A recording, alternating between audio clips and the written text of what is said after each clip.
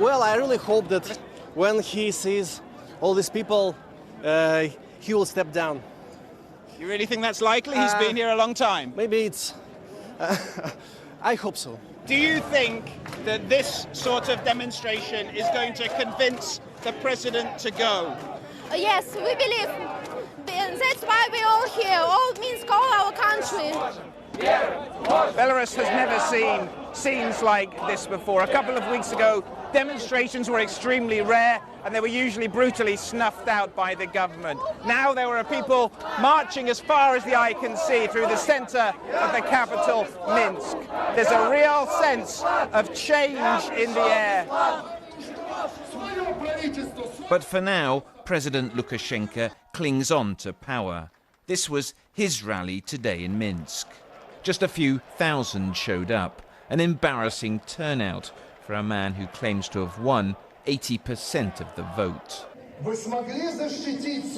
In a defiant speech, he rejected calls for new elections, telling his supporters that NATO tanks were near the border.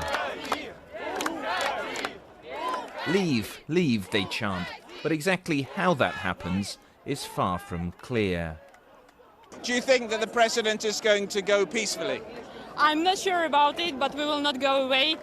Today, tomorrow, next week, we will stay here on the streets. Yeah, and I would like to say that I was born in 1998, and I spent all my life with President Lukashenko, and I don't want it anymore.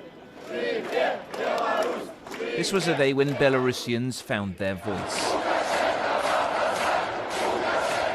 Lukashenko, lock him up, they're saying here. Europe's longest-serving leader may have passed the point of no return.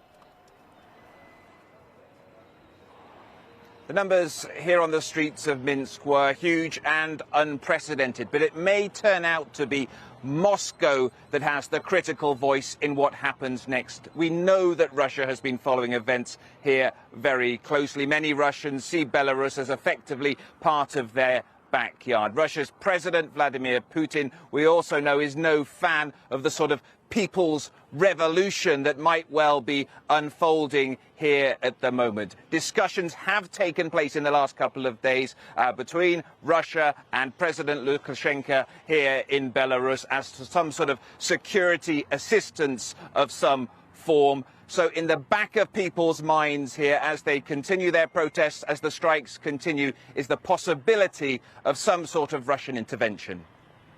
Jonah, thank you for that. Jonah Fisher there live in Minsk.